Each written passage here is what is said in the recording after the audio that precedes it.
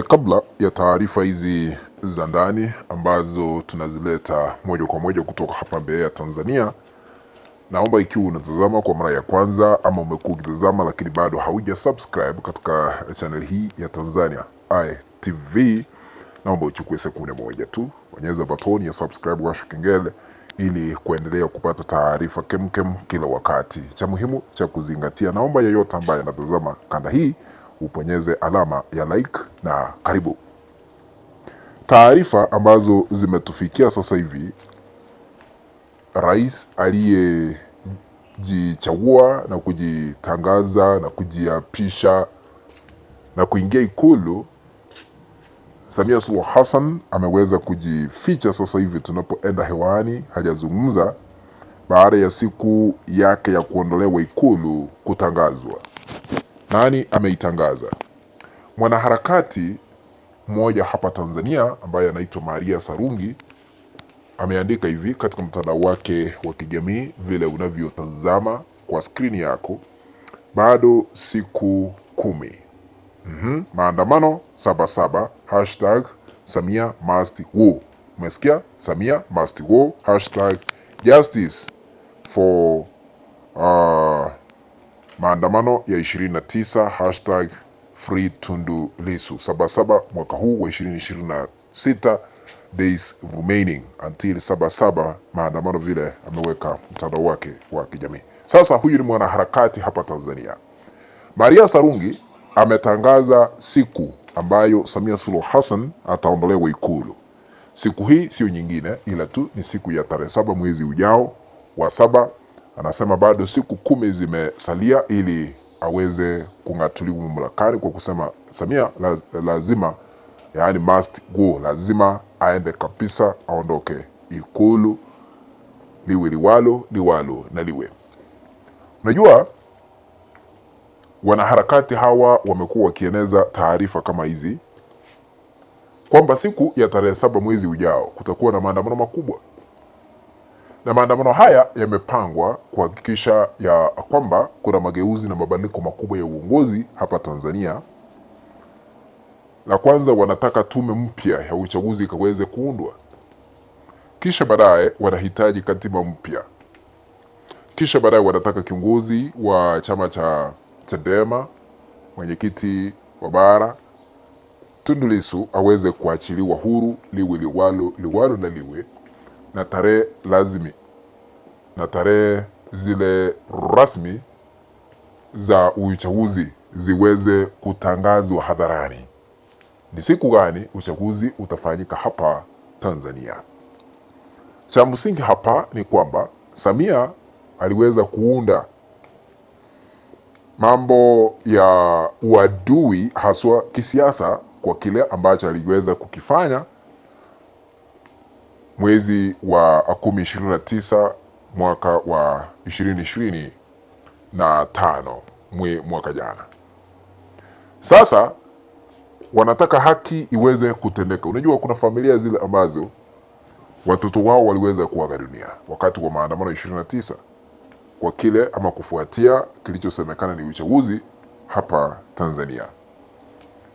Najua kuna familia ambazo hazijapata haki kufikia sasa, ndio maana wanalazimisha serikali ya Samia iweze kutoa fidia kwa familia zile ambazo watoto wao waliweza kuaga dunia. Kuna familia ambazo hadi kufikia sasa hazijaona miili ya wenzao baada ya kuaga dunia, na iliweza kusemekana ya kwamba kuna wale ambao waliaga dunia baada ya maandamano hayo, kisha baadaye wakazikwa katika makaburi ya halaiki kupitia taarifa zile ambazo tuliweza kuziona zikiwekwa katika vituo vya televisheni haswa za kimataifa, CNN, Al Jazeera, BBC, kwa sababu walitumia picha za satellite kuonyesha hali vile ilivyokuwa, jambo ambalo liweza kulazimisha wengi kupendekeza Samia Suluhu Hassan aweze kushtakiwa katika mahakama ya kihalifu ambayo ipo pale Uholanzi, ICC. Kwa hivyo maandamano haya yameweza kutangazwa ya kumuondoa Rais Samia Suluhu Hassan, lakini sijui kama watafanikisha, kwa sababu tumeona vitisho nyingi zikiendelea kutolewa kutoka kwa serikali. Hata inabidi waziri wa mambo ya ndani anasema ya kwamba maandamano yakomeshwe hapa Tanzania, yasitishwe, kwa sababu CCM wameweza kujipanga kuhakikisha ya kwamba katiba mpya inaletwa. Sasa sisi hatutaki katiba ya CCM, chama cha mauaji. Sisi katiba ambayo tunahitaji hapa Tanzania ni katiba ya Watanzania wote. Na kuna wengine ambao wamekuwa wakitoa vitisho kwamba siku hiyo watatairi yeyote ambaye ataandamana. Najua vyombo vya dola vinataka kutumiwa na wahuni wa kora ambao wamelipwa na serikali ya Samia Suluhu Hassan kuhakikisha ya kwamba wanaenda kutekeleza mauaji vile waliweza kuyatekeleza mwaka jana wakati wa maandamano yaliyoshika kasi katika sehemu mbalimbali humu nchini. Licha ya vitisho hizo zote, kwa kusema ukweli halisi wa mambo, kile ambacho Watanzania sisi tunataka ni haki kutendeka kwa familia zile ambazo ziliweza kupoteza wenzao. Tundu Lissu aachiliwe huru, na yale ambayo wanaharakati wanapendekeza kwamba imefika wakati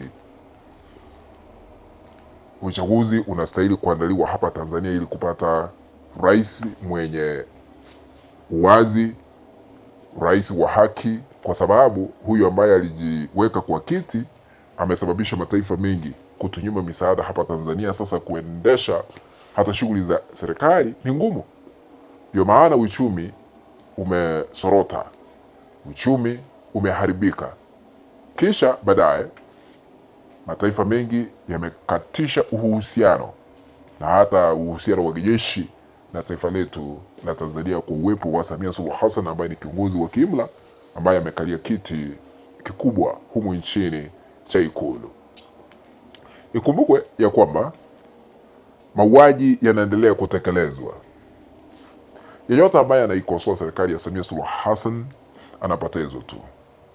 Hata yule ambaye anaitwa Humphrey Polepole kufikia sasa hajapatikana, tujui kama aliaga dunia, akazikwa wapi. Sasa maswali ni mengi ambayo yameulizwa na familia ya Humphrey Polepole kufikia sasa. Mna yeyote ambaye anaelewa yupo wapi?